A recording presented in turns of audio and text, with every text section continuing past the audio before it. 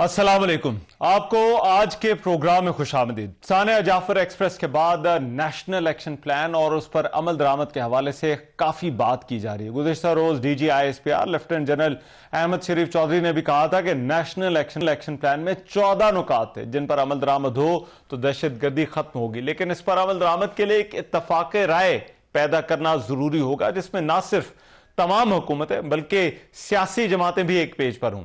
Sania Jaffar Express के बाद नून league और पाकिस्तान तहरीक इंसाफ के रहनुमा हमें एक दूसरे पर तनकीद करते हुए नजर आए।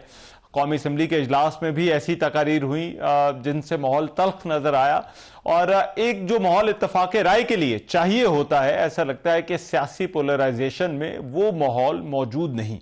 दूसरी जानिब अब अपोजिशन जमातें जो हैं वो सिक्योरिटी सूरत हाल पर APC बुलाने का मुतालबा कर रही हैं।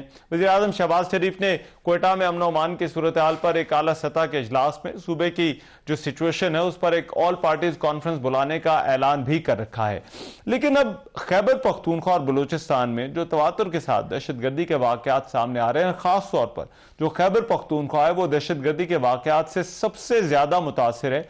इस हवाले से खैबर पख्तूनख्वा की सूबाई हुकूमत और तहरीक इंसाफ का बतौर सियासी जमात जो है वो ताउन चाहिए होगा। अब ये चीज किसी भी नेशनल कंसेंसस के लिए बहुत ज्यादा अहम है और अगर नेशनल एक्शन प्लान पर अमल दरामद होना है, क्या पाकिस्तान तहरीक इंसाफ ये ताउन करने के लिए तैयार होगी या नहीं।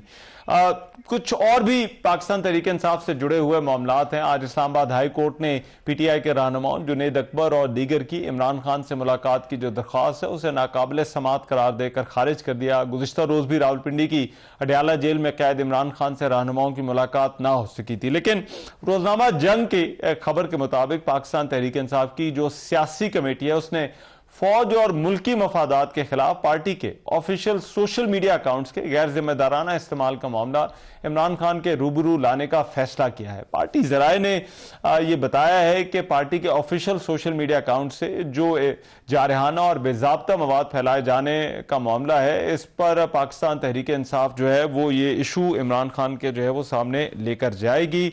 और अब पाकिस्तान तहरीक इंसाफ इन मामलात पर खासतौर पर ये जो नेशनल एक्शन प्लान का मामला है, एक कौमी इत्तफाक राय का इशू है, एक बयानिया बनाने की बात है, खासतौर पर सानिया जाफर एक्सप्रेस के बाद इन मामलात को पाकिस्तान तहरीक इंसाफ किस तरह से देखती है, इस पर प्रोग्राम में सबसे पहले जो है वो बात होगी। रऊफ हसन साहब मेरे साथ मौजूद हैं, उनसे इस हवाले से जो है वो मजीद बात करेंगे। रऊफ हसन साहब बहुत शुक्रिया आपके वक्त का। रऊफ हसन साहब सबसे पहले तो मैं आपसे जानना चाहता हूँ कि ये जो इत्तफाक राय की बात हो रही है और ख़ास तौर पर इतने बड़े वाक़े के बाद पार्लियामान में जो कुछ हुआ बहुत ज्यादा वो कोई एग्जाम्पलरी जो है वो नहीं था, जो इत्तफाक राय होना चाहिए था वो क्यों आपके ख्याल में वो क्यों नहीं है। Rahman, very kind of you, आपने बुलाया मुझे।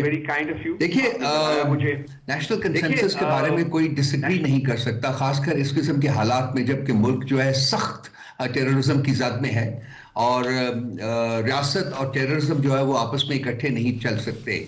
इसमें से टेररिज्म को खत्म होना होगा ताकि रियासत आगे बढ़ सके। बिल्कुल आपने सही कहा, कंसेंसस होना चाहिए, लेकिन अगर आप हालात के ऊपर जरा नजर दौड़ाएं कि जी जिस दिन ये जाफर एक्सप्रेस हुई और उसके विदिन मिनट्स ऑफ दैट जो हुकूमत के कारिंदे थे, उनके मिनिस्टर्स थे, सीनियर मिनिस्टर्स थे, मैं उनका नाम नहीं लूंगा, उन्होंने पाकिस्तान तहरीक इंसाफ को मूरद इल्जाम ठहराना शुरू कर दिया जैसा कि हमने ये टेररिज्म का इंसिडेंट किया है या हम उसको सपोर्ट कर रहे हैं।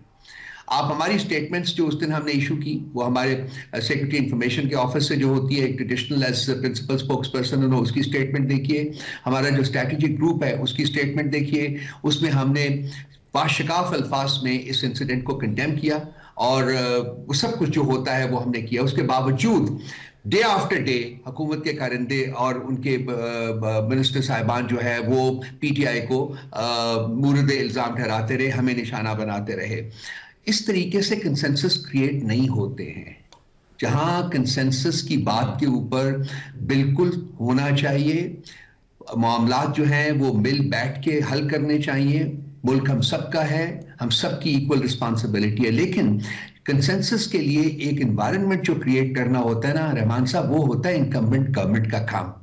और वो अभी तक आप देखिए हमारी कोई statement including yesterday's press conference जो हमारे कुछ लीडर ने दी है, उसमें भी आप देखिए कि हमने अपनी कोऑपरेशन जो है वो ऑफर की है जी, कि जो भी किया जा सकता है इस सिलसिले में। कुछ हम यूनिलैटरली भी अपने बाकी जो पॉलिटिकल हमारे दोस्त हैं, जो हमारे पार्टनर्स हैं, उनके साथ मिलके हम एक कौमी अमन कॉन्फ्रेंस जो है वो भी करने जा रहे हैं। और ये प्रेस कॉन्फ्रेंस जो थी हमारे लोगों ने एड्रेस की, वो भी उसी सिलसिले की एक कड़ी थी कि हम रीश्योर करना चाहते थे कि हम पाकिस्तान की सबसे बड़ी और सबसे ज्यादा पॉपुलर जमात होने के नाते हम अपनी रिस्पॉन्सिबिलिटीज को बहुत खूबी से समझते हैं और उनको फुलफिल करना भी जानते हैं। मैं बिल्कुल आपके साथ वंस अगेन एग्री करता हूं, लेकिन उसके लिए हालात जो हैं, साजगार हालात क्रिएट करना जो है वो हुकूमती लोगों का काम है। और जो अभी तक उनकी परफॉर्मेंस रही है पिछले 4-5 दिनों में, वो अनफॉर्चुनेटली वो इस चीज की गवाजी नहीं करती। ठीक है, लेकिन अब देखिए इसमें जो सॉल्यूशंस की बात हो रही है उसमें सबसे ऊपर नेशनल एक्शन प्लान है। गुज़िश्ता रोज भी जो DGISPR की प्रेस कॉन्फ्रेंस थी उसमें नेशनल एक्शन प्लान का जिक्र हुआ। तो नेशनल एक्शन प्लान पर अमल दरामद के लिए जो स्टेक होल्डर्स हैं उनका इकट्ठा होना तो बहुत ज़रूरी है। पाकिस्तान तहरीक इंसाफ क्या इसके लिए तैयार है कि जो सपोर्ट चाहिए या इस सारे अमल में एक जो नेशनल कंसेंसस चाहिए इस प्लान पर अमल दरामद के लिए, उसमें जो है वो उसके लिए तैयार है पाकिस्तान तहरीक इंसाफ वो सपोर्ट देने के लिए? देखिए, अनफॉर्चुनेटली जो पहला नेशनल एक्शन प्लान बना था वो भी कुलियतन उसके ऊपर अमल नहीं हो पाया था, इसीलिए जो टेररिज्म की रूट्स हैं वो कम्प्लीटली एलिमिनेट नहीं की जा सकी थी। ये एक हकीकत है, इसका सामना करना चाहिए ताकि हम कम से कम आइंदा के लिए कोई अपने सबक सीख सकें। एक नेशनल एक्शन प्लान की अगर अब जरूरत महसूस की जाती है तो ठीक है, लेकिन यह कि इस सिलसिले में जो इनिशिएटिव है वो हुकूमत नहीं लेना है, और हुकूमत जब कोई इनिशिएटिव लेगी, हमारे पास उनका कोई मैसेज आएगा तो उसके मुताबिक जो है पार्टी फैसला करेगी। और कोई वजह नहीं कि हम उसमें शिरकत ना करें, अपना हिस्सा ना डालें, बिल्कुल डालेंगे। लेकिन सिमिलटेनियसली जैसा कि मैंने पहले सर्च किया है कि हम भी एक कौमी अमन कॉन्फ्रेंस जो है उसका इनेकाद करने जा रहे हैं, और उसमें हम तमाम पॉलिटिकल पार्टीज को, तमाम पॉलिटिकल स्टेक होल्डर्स को इन्वाइट करेंगे कि वो आए, एक प्लेटफॉर्म के ऊपर बैठें और मुल्क के मुस्तकबिल की बात करते हैं, मुल्क में टेररिज्म खत्म करने की बात करते हैं, मुल्क में अमन और भाईचारा बढ़ाने की बात करते हैं। लेकिन ये जो एक इस वक्त जो इशू है, सबसे बड़ा इशू जो है कि तमाम रियासत के जो की मशीनरी है वो एक शख्स को खत्म करने के ऊपर लगी हुई है। जब इतनी आपकी इन्वर्टेड प्रायोरिटीज होती हैं, इतनी डिस्टॉर्टेड प्रायोरिटीज होती हैं, तो फिर आप अपने जो ऑब्जेक्टिव्स हैं उनको हासिल नहीं कर सकते। रियासत को भी अपना जो जहन है, अपना जो रवैया है, उसको बदलने के लिए उसको बदलना होगा।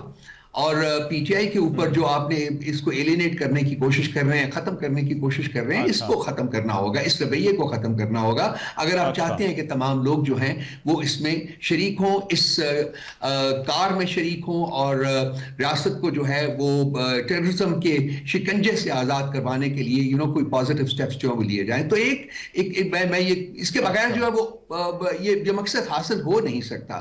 तो जो ग्राउंड रियलिटीज हैं, जो ऑब्जेक्टिव कंडीशंस जो क्रिएट करनी है, वो रिस्पॉन्सिबिलिटी जो वो हुकूमत की है वो करेंगे। जब हमारे पास उनका अंदिया आएगा तो अप्रोप्रिएटली हम लोग रिस्पॉन्ड करेंगे। राइट, लेकिन ये तो चले आपने बात की बतौर सियासी जमात पाकिस्तान तहरीक इंसाफ। अब खैबर पख्तूनख्वा वो सूबा है जहां पर पाकिस्तान तहरीक इंसाफ की हुकूमत है, वो इस दहशत गर्दी में बलूचिस्तान के साथ KP सबसे ज़्यादा मुतासरा सूबा है। आए रोज़ वहाँ पर दहशत गर्दी का कोई वाक़या होता है। तो जो इस प्लान पर अमल दरामद के लिए वफाकी हुकूमत को जो सूबे से सपोर्ट या सूबाई हुकूमत से जो सपोर्ट चाहिए, क्या वो पाकिस्तान तहरीक इंसाफ जो सूबाई हुकूमत है KP में PTI की, वो देने के लिए तैयार है? देखिए, आपने अगर पिछले 1 साल के ऊपर आप नजर डालें, जब से इलेक्शंस हुए हैं और KP में हमारी हुकूमत बनी है, तो हमने सेंटर के साथ फुली कोऑपरेट किया है। आपको देख लीजिए, अली अमीन गंडापुर साहब का रवैया देख लीजिए, वो हर कॉन्फ्रेंस में गए हैं, उन्होंने कोऑपरेशन का हाथ बढ़ाया है, बल्कि इनिशिएटिव लिया है।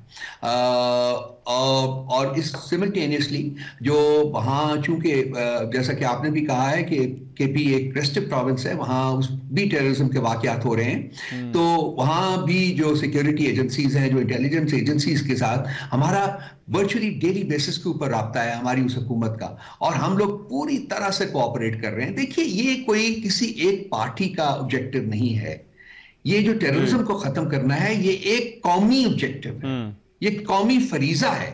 और उसमें तमाम पार्टीज को अपना हिस्सा डालना पड़ेगा, और हम डाल रहे हैं। पिछले 1 साल से हम पूरी कोशिश कर रहे हैं। अनफॉर्चुनेटली वहां भी विफाक की कमजोरियां हैं, विफाक की नॉन कोऑपरेशन है, लैक ऑफ कोऑपरेशन है, वो मल्टीपल सेक्टर्स में आपको वो नुमाया नजर आती है। तो जहां आप एक्सपेक्ट करते हैं कि पीटीआई जो है वो कोऑपरेट करेगी, बिल्कुल केपी की हुकूमत भी कोऑपरेट करेगी, बिल्कुल वैसे ही जैसे कि पॉलिटिकल पार्टी एज ए सियासी जमात कोऑपरेट करेगी, वहां विफाक को भी अपना रवैया जो है, विफाक की पार्टीज को भी अपना रवैया बदलना पड़ेगा, केपी की हुकूमत की तरफ भी और पीटीआई एक सियासी जमात की तरफ भी, और खान साहब को as the most popular and leader of the country at this moment in time, वो भी इन सब रवैयों को बदलने की जरूरत है।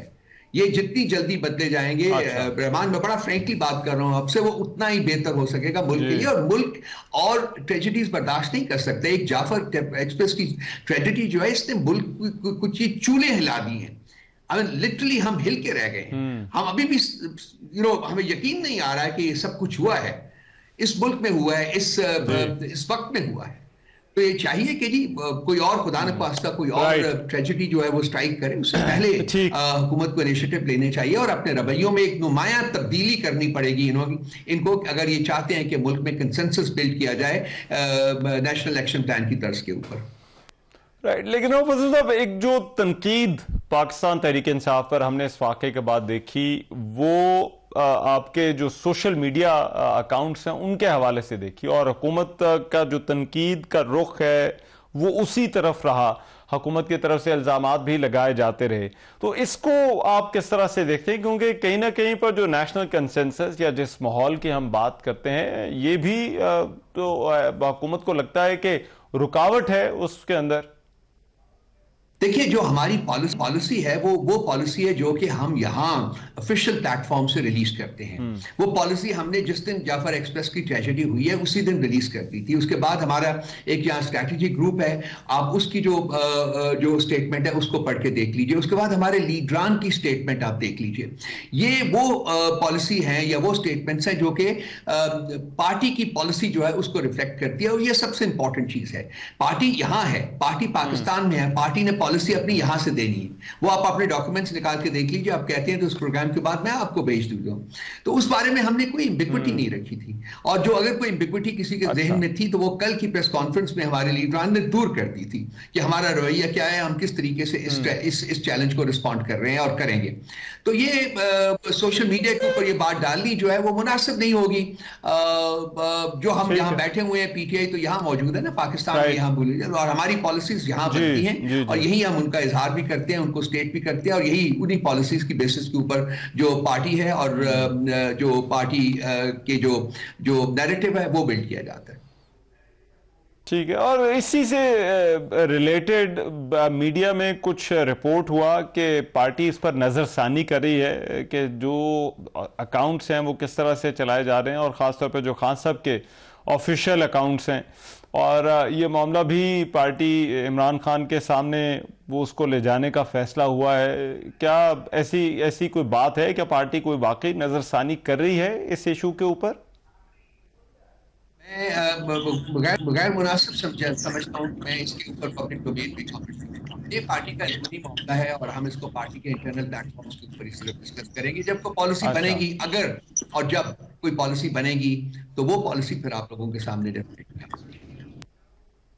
ठीक है, राइट, बहुत शुक्रिया। रऊफ हसन साहब हमारे साथ मौजूद थे। और सानिया जाफर एक्सप्रेस के बाद जो सूरत हाल है, नेशनल एक्शन प्लान पर अमल दरामद और एक जो कौमी इत्तफाक़ राय चाहिए, उस हवाले से बात कर रहे थे। प्रोग्राम में एक ब्रेक शामिल कर रहा हूँ, वापस आ रहे हैं इस ब्रेक के बाद।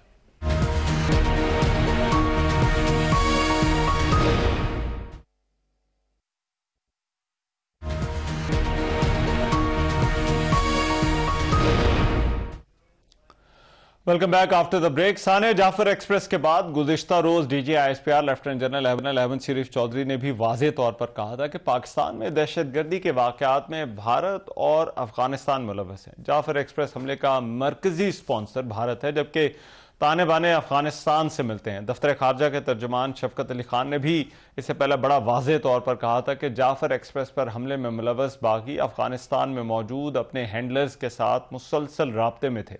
भारत ने कुछ अरसे से एक हिकमत अमली के तहत अक़वाम मुत्तहिदा की करारदादों का इस्तेमाल करते हुए पाकिस्तान को तो मुश्किल में डाले रखा। खासतौर पर 9/11 के बाद हमने जो सूरत हाल देखी, पाकिस्तान के लिए सिफारती और सिक्योरिटी सतह पर चैलेंजेस में इजाफा हुआ। पाकिस्तान को यहाँ कई तंजीमों के खिलाफ कार्रवाई करना पड़ी, पाकिस्तान को फेटफ जैसे मसाइल का सामना भी रहा। लेकिन ये सूरत हाल पाकिस्तान के हवाले से हमें थोड़ा डिस्क्रिमिनेटरी नजर आती है। अब पाकिस्तान ने दूसरी तरफ भारतीय शरंगेजी पर डोजियर जो है वो दिया।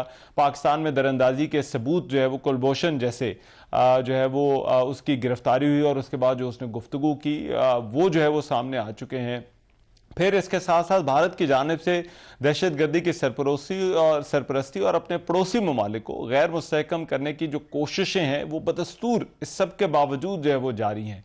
और ना सिर्फ ये बल्कि आलमी सतह पर भी जो टारगेटेड किलिंग्स की एक मुहिम जो है वो भी भारत चला रहा है। मुख्तलिफ ममालिक में खासतौर पर पाकिस्तान में जो टारगेटेड किलिंग के वाक़यात हैं उनमें भारत के मुलव्वस होने के सबूत भी मिले हैं।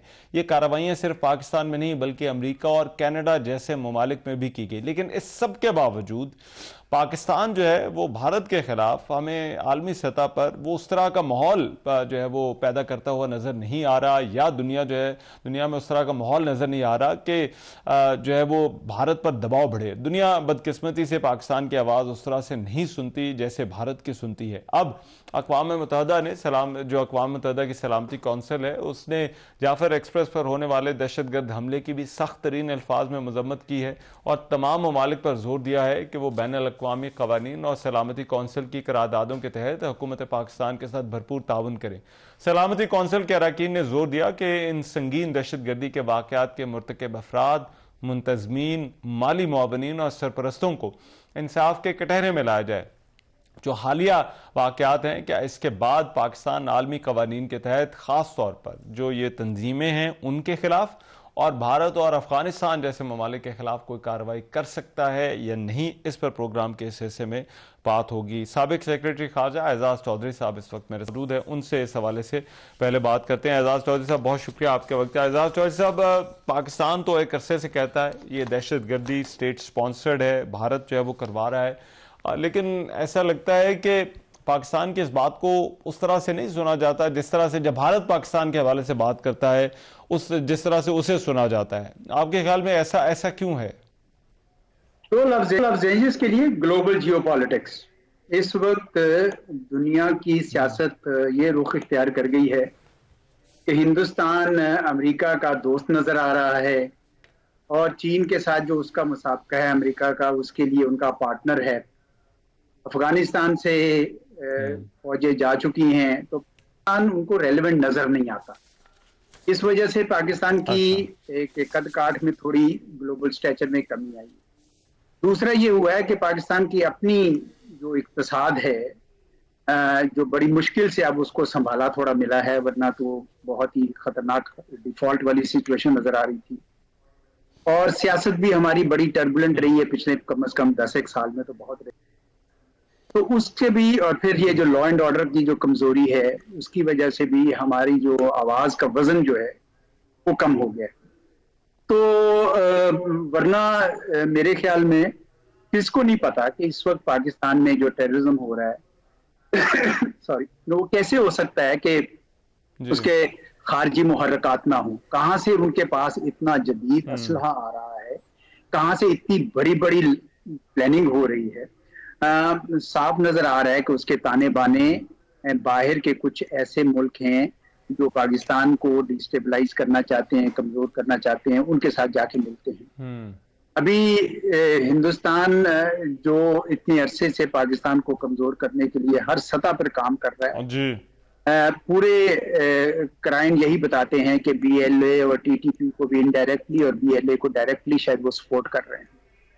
बिल्कुल, अगर ये ऐसा है और हमारे लोगों के पास इसके मुकम्मल सबूत हैं तो मेरा ख्याल है पाकिस्तानी अवाम के सामने भी और सारी दुनिया के सामने लाने चाहिए, क्योंकि ये जेब नहीं देता हिंदुस्तान को कि खुद को तो वो ये जाहिर करे कि पाकिस्तान के टेररिज्म का वो विक्टिम है जबकि हकीकत में वो ये कर रहा हो कि पाकिस्तान के अंदर खून बहा रहा हो इन दो नॉन स्टेट एक्टर्स के जरिए। तो ये मेरा जवाब है जी आपके पहले से। राइट, लेकिन एजाज टोरी साहब, हमने देखा कि भारत ने एक स्ट्रैटेजी के तहत जो ख़ास तौर पर आलमी करारदादें हैं या कवानीन हैं उनका इस्तेमाल किया पाकिस्तान के ख़िलाफ़ 9/11 के बाद, ख़ास तौर पर जब ये माहौल जो है वो बदला। तो ये टूल्स तो जो है वो अवेलेबल हैं और दुनिया जो है वो इस पर आमादा भी है, लेकिन क्या वजह है? हमने डोजियर्स वगैरह भी जो है वो शेयर किए, तो क्या आपके ख्याल में कोई ज्यादा बेहतर तरीके से जो है वो ये काम किया जा सकता था, या पाकिस्तान अपना मुकदमा ज्यादा बेहतर तौर पर जो है वो पेश कर सकता था? पाकिस्तान ने तो खैर ये नहीं कह सकते कि आप मुकदमा नहीं लड़ा, बिल्कुल लड़ा है पाकिस्तान ने। लेकिन ये याद रखिए कि 9/11 के बाद 2-3 ऐसी बातें हुई जिससे हिंदुस्तान को फायदा हुआ। एक तो कश्मीर के अंदर जद्दोजहद चल रही थी, लेकिन 9/11 के बाद उसको अमेरिका और मगरबी मुल्कों को ये कहने में मदद मिली कि देखें आपके यहाँ भी इस्लामिस्ट टेररिज्म हो रहा है और हमारे यहाँ भी वही हो रहा है। तो इस तरह उन्होंने कश्मीरी स्ट्रगल को पाकिस्तान स्पॉन्सर्ड टेररिज्म की शक्ल देनी शुरू कर दी। दूसरी तरफ ये हुआ कि पाकिस्तान चूंकि उस जंग में शरीक हो गया जो अमेरिका की जंग थी, वॉर ऑन टेरर की जंग थी, तो बहुत सारे जो मिलिटेंट्स हैं उन्होंने समझा कि अब पाकिस्तान भी एक लेजिटिमेट टारगेट बन गया है। तो उन्होंने भी पाकिस्तान के खिलाफ बड़ी पूरी तरह से शोरश जो है वो शुरू कर दी। तो गोया हम भी एक डायरेक्ट टारगेट बन गए उन मिलिटेंट्स के। अल्हम्दुलिल्लाह हमने उसको फाइट किया और मेरे ख्याल में स्वात में 2009 में, फिर वजीरिस्तान, साउथ वजीरिस्तान में 2012 में, फिर नॉर्थ वजीरिस्तान में 2014 में, उसके बाद एक लिहाज से बिल्कुल कामयाबी हो चुकी। ये एक नई लहर उठी है और जिसमें जब से अमेरिका गया है अफगानिस्तान से, तो उनके हत्थे जो अमेरिका का असला चढ़ा है और साथ में जो तालिबान ने अपनी आंखें फेरी हैं और टीटीपी को जगह दी है, उसके बाद से पाकिस्तान के लिए एक सूरत हाल जो है नई बनने शुरू हो गई है। तो नेचुरली जो उसके बुनियादी मुहर्रकात तो बहरहाल यही हैं कि माहौल ऐसा बन गया है कि उन जो कुव्वतें हैं वो पाकिस्तान के खिलाफ सरगर्म हो गई हैं, और दूसरी तरफ पाकिस्तान खुद ज़ाती तौर पर उसकी सियासत, दाखिली सियासत जो है वो एक यानी भौचाल का शिकार रही और वो नहीं कर सकी कि लॉ एंड ऑर्डर पे काबू पा सके। तो इसका अल्टीमेटली जो हल है वो तो बहरहाल दाखिली है, बेशक मुहर्रकात खारजी हों, दाखिली तौर पर हमें मजबूत करना है। बलूचिस्तान के अवाम में अगर कोई एहसास महरूमी है, पाकिस्तान के दूसरे हिस्सों में भी जहां जहां एहसास महरूमी होगा वहां पे लोग खेलेंगे, आके पैसा फेंकेंगे। तो पाकिस्तान को बहरहाल एक सियासी इसका हल ढूंढना होगा और अपने ही लोगों को अपना दस्तो बाजू बनाना होगा, वही लोग उसकी हिफाजत करें ताकि उनको कोई जगह ना मिले BLA, BRA या TTP जैसे लोग। अच्छा, लेकिन अभी एजाज टोरी साहब, अभी हम एक रिएक्शन जो है वो देख रहे हैं या रियलाइजेशन देख रहे हैं। UN की तरफ से इसकी मजम्मत आई, सलामती कौंसिल में जो है वो बात हुई, फिर अमेरिका, यूरोपीय यूनियन, उनकी तरफ से भी स्टेटमेंट्स हमने देखी। तो वो जो एक माहौल है ऐसी तंजीमों के खिलाफ कार्रवाई के लिए पुश करने का, वो आपको अभी नजर आ रहा है? जी मेरा ख्याल है बदलेगी। देखिए मैं एक आम शहरी के तौर पर जाफर एक्सप्रेस जैसे वाक़े को देखता हूं तो एकदम से मेरे नजदीक ये आता है कि BLA जो है वो एक बेरहम किस्म की तंजीम है जो आम शहरियों पर हमलावर है। तो ये तासुर सब जगह पहुंच गया है। यानी BLA ने जो अपना एक हाई मॉरल ग्राउंड दिया हुआ था कि हम बलूचिस्तान के अवाम के हकूक के लिए ये कर रहे हैं, वो एकदम से वो सारा का सारा बयानिया जमीन पर आ गिरा है। क्योंकि अब सब लोगों को पता चल गया कि भाई ट्रेन पूरी में जहां हर किस्म के लोग हैं, उसको अगर आप हॉस्टेज बना सकते हैं और इस तरह का जुल्म ढा सकते हैं, तो फिर बलूचिस्तान के लोगों की नुमाइंदगी तो आप नहीं कर रहे हैं। आप कोई अपने पर बैरूनी आका हैं या जो भी आपका एजेंडा है, वो अब मेरे ख्याल में बलूचिस्तान के अवाम जो हैं, इवन ये मारंग बलोच वगैरह इस तरह के जो कैरेक्टर है, ये भी शायद उनको आप सपोर्ट नहीं कर सकेंगे क्योंकि वो अब बलूचिस्तान के अवाम की नुमाइंदगी नहीं कर रहे। इस वाक़े के बाद से कम उनके बयानिया को बहुत ही शदीद ज़िक पहुंची है। ठीक है। और हमने जो सबूत दिए हैं, डॉजियर हमने दिया, फिर ये टारगेटेड किलिंग वाला मामला है, फिर जो है वो इससे पहले कुलभूषण जाधव की हम अक्सर एग्जांपल जो है वो देते हैं कि ये स्टेट स्पॉन्सर्ड टेररिज्म जो है वो किस तरह पाकिस्तान में की जा रही है। आपको लगता है कि यहाँ पर जैसे वो हम कहते हैं ना लॉफेयर, उसका कोई स्कोप आपको यहाँ पर जो है वो नज़र आ रहा है? ये आलमी करारदादों, आलमी कवानीन का कोई इस्तेमाल किया जा सके, भारत पर दबाव बढ़ाया जा सके? पाकिस्तान को बहरहाल अपनी आवाज उठाते रहना चाहिए, क्योंकि ये दहशतगर्दी की जंग का कोई आखिरी फेज नहीं है। इसमें बहुत सारी फेजेस आई हैं, हमें कहीं कामयाबियां हुई हैं। इस दफा हम कोई जरा उस तरीके से अपना मुकदमा शायद नहीं लड़ सके हैं। मिसाल के तौर पर मेरा ख्याल 2024 की जनवरी में अनाउंस किया था कि जी इंडिया के 20 लोग, पाकिस्तान के इंडिया के लोगों ने आके मरवाए हैं यहाँ पे। तो उसके बाद हमारे पास 2 के मुकम्मल सबूत थे। मेरे ख्याल में बहुत सारे लोगों के सबूत जो है ना, ये कहानियां हैं, ये पहुंचानी चाहिए उन तक। बल्कि हमारे मीडिया के अलावा हमारा जो ड्रामे और फिल्में हैं उनको भी बतानी चाहिए कि इंडिया ने तो हमारे ऊपर इतनी फिल्में बना दी झूठी, तो हमें भी ये बताना चाहिए कि ये किस किस्म की का ये विक्टिम बने हुए हैं सो कॉल्ड इंडिया वाले, कि पाकिस्तान के ऊपर जुल्म कर।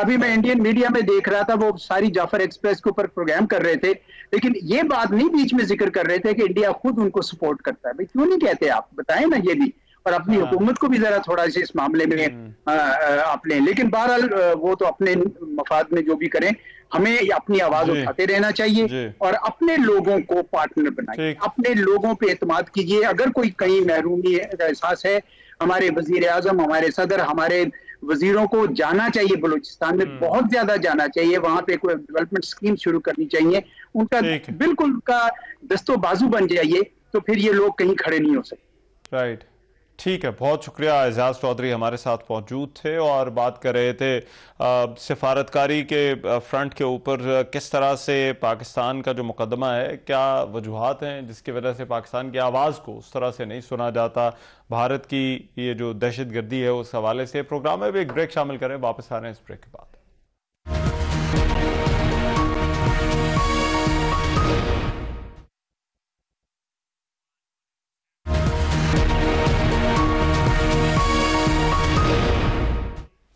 Welcome back. पाकिस्तान में सोलर पैनल इस्तेमाल करने वाले सार्फिन के लिए एक बुरी खबर सामने आई है। नए सोलर पैनल सार्फिन से बिजली 27 रुपए में नहीं बल्कि 10 रुपए फी यूनिट में खरीदी जाएगी। इक्तसादी राब्ता कमेटी ने नेट मीटरिंग के तहत खरीदी जाने वाली बिजली की कीमत कम कर दी है।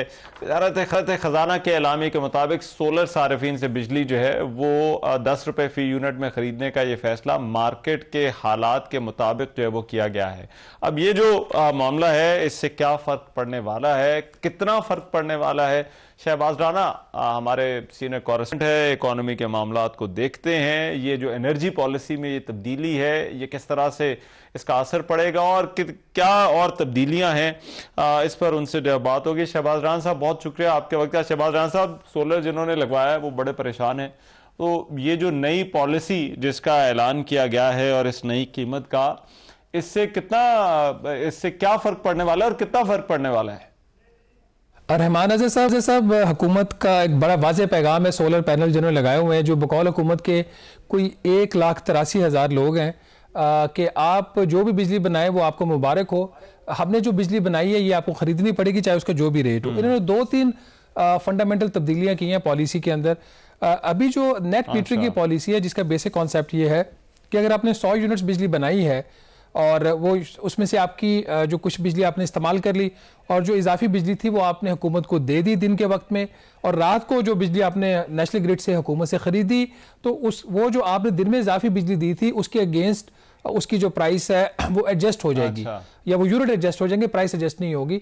उसके सेम प्राइस थी तो यूनिट एडजस्ट हो जाएंगे। अभी जो इन्होंने पॉलिसी के अंदर तब्दीली ये कर दी है कि ये नेट मीटरिंग का कॉन्सेप्ट ख़त्म हो गया है। अब अगर आप दिन में आपने 100 यूनिट्स बनाए हैं, जो आपने बिजली कंज्यूम कर ली, बाकी जो नेशनल ग्रिड में जाएगी उसके जो आपको कीमत मिलेगी वो सिर्फ मिलेगी 10 रुपए फी यूनिट। इस वक्त जो इस पॉलिसी से पहले जो रेट था वो 27 रुपए फी यूनिट था, तो 27 को इन्होंने 10 रुपए कर दिया। 63% उसके बेनिफिट में कमी कर दी है। दूसरा, जब आप रात को बिजली हुकूमत से लेंगे या जिस वक्त आपका सोलर पैनल काम नहीं कर रहा, तो वो जो बिजली आप लेंगे वो आपके जो दिन के जो पैदा करदा यूनिट्स है सोलर पैनल्स के, उसके अगेंस्ट वो प्राइस और यूनिट्स एडजस्ट नहीं होंगे। रात के अगर आपने जो भी यूनिट्स कंज्यूम किए हैं उसकी जो प्रिवेलिंग प्राइस होगी हुकूमत की, उस प्राइस और उसके ऊपर जो टैक्सेस सारे मिला के जो टोटल यूनिट प्राइस बनती है, जो इस वक्त आपको पता है कोई 65 रुपए से लेकर 70 रुपए फी यूनिट तक बनती है, तो आपको वो कीमत देना पड़ेगी।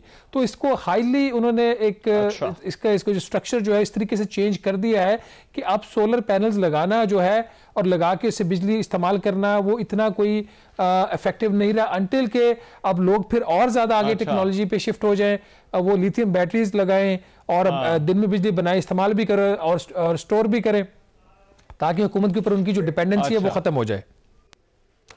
ठीक है, लेकिन ये इस तब्दीली की वजह क्या है? ये क्यों हुकूमत ने ये कदम उठाया है?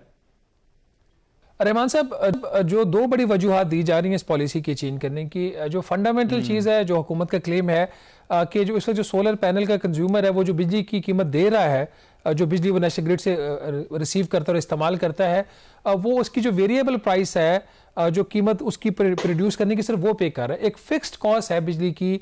फिक्स्ड कॉस्ट में क्या क्या शामिल है?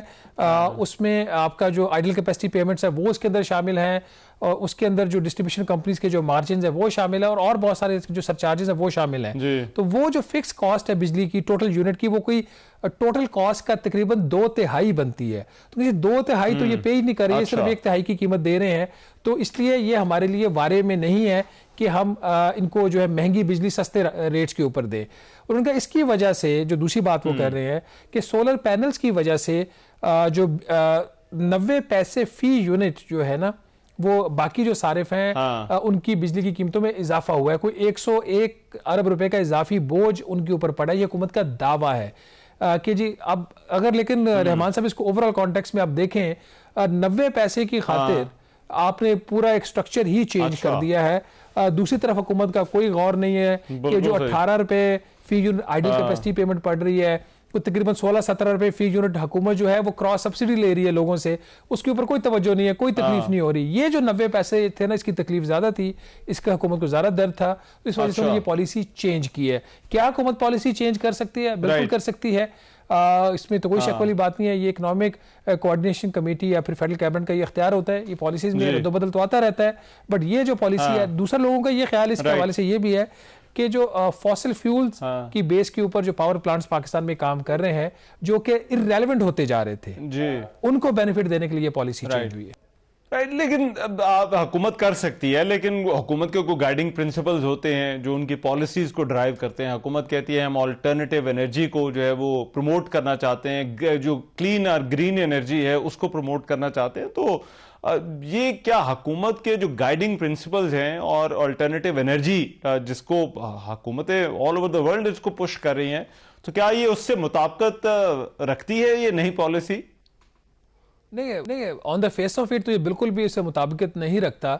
एक क्लीन एनर्जी जो है लोग बना के खुद भी इस्तेमाल कर रहे थे और हुकूमत को भी सस्ते दामों दे रहे थे। पहले 27 रुपए का रेट था, अब 10 रुपए का है।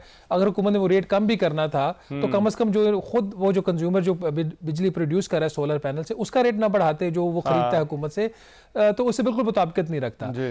दूसरी बात इसके अंदर यह है कि जो रीजनल कंट्रीज है वहां पे भी इस किस्म की पॉलिसीज हैं। हुकूमत का यह मानना है कि हमने बड़े ही एक इनको फेवरेबल इनको टर्म्स दी हुई थी, 7-7 साल के मुआहदे हैं, और इनको ये भी परमिशन थी सोलर पैनल्स वालों को कि अगर उनका जो उनकी लोड कैपेसिटी उनको जो अलॉट हुई है किसी भी डिस्ट्रीब्यूशन कंपनी से, अगर वो 100 यूनिट की है तो 150 यूनिट्स तक प्लांट्स लगा सकते हैं या पैनल्स लगा सकते हैं।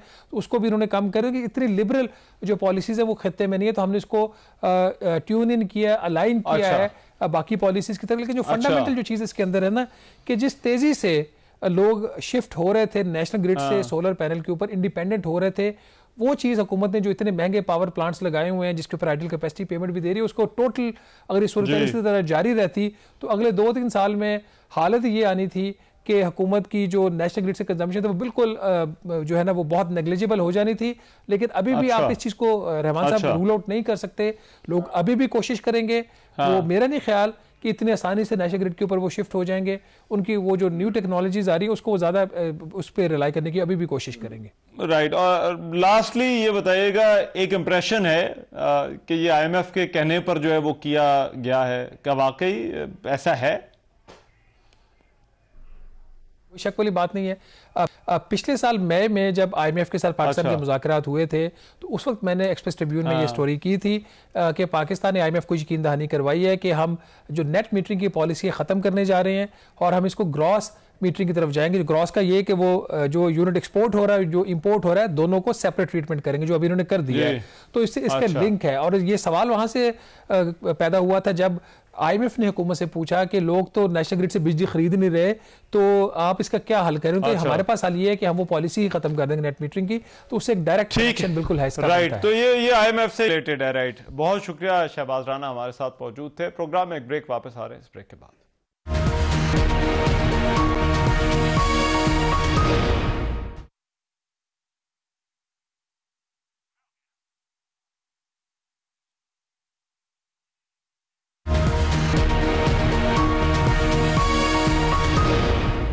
Welcome back after the break. खबर रसा इदारे ने एक मरतबा फिर से रिपोर्ट किया है कि ट्रंप इंतजामिया पाकिस्तान समेत 43 ऐसे ममालिक हैं जिन पर सफरी पाबंदियां लगाने पर गौर कर रही है। और खबर रसा इदारे की तरफ से ये कहा गया है कि ये जो 43 ममालिक हैं जिनके बारे में कहा जा रहा है कि उनको पाबंदियों का सामना करना पड़ सकता है, इनको 3 कैटेगरीज में तकसीम किया गया है। एक रेड लिस्ट है, एक ऑरेंज लिस्ट है, और ये जो मुख्तलिफ लिस्टें हैं इनमें वो ममालिक शामिल होंगे। जिस तरह से पहली जो रेड लिस्ट है उसमें वो ममालिक हैं जिन पर मुकम्मल तौर पर जो है वो पाबंदियाँ आयद हो सकती हैं, और इसमें अफगानिस्तान, ईरान, लीबिया, यमन और शुमाली कोरिया समेत 11 ममालिक जो है वो हो सकते हैं। इसी तरह से दूसरी कैटेगरी जो है वो ऑरेंज लिस्ट की होगी, जिसमें पाकिस्तान, रूस, सूडान समेत 10 ममालिक को शामिल करने की तजवीज़ आई है। और फिर जो ऑरेंज लिस्ट में शामिल ममालिक हैं इनके जो इमिग्रेशन के वीज़े हैं और जो सयाहती वीज़े हैं वो भी जो है वो महदूद किए जाएंगे। तीसरी जो लिस्ट होगी वो येलो लिस्ट होगी, और इसमें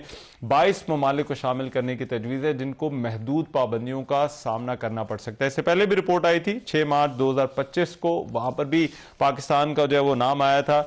लेकिन अब देखना यह है कि क्या ऐसी कोई पाबंदियां लगती हैं या नहीं। अमेरिका के अंदर जो है वो ग्रीन कार्ड होल्डर्स के हवाले से भी जो नायब सदर है JD वेंस, उन्होंने गुज़िश्ता रोज जो है वो एक इंटरव्यू के अंदर कहा कि उनको वो हकूक हासिल नहीं है जो अमरीकी शहरियों को हासिल होते हैं। तो ऐसा लगता है कि ये ट्रंप इंतजामिया जो है वो ख़ास तौर पर जो ना सिर्फ जो वीज़े पर वहाँ पर आ रहे हैं बल्कि जो ऑलरेडी लोग वहाँ पर मौजूद हैं उन पर भी पाबंदियाँ आयद करने का इरादा रखती है। आज के प्रोग्राम से इतना ही। मेज़बान रहमान को इजाज़त, अल्लाह ने के बाद।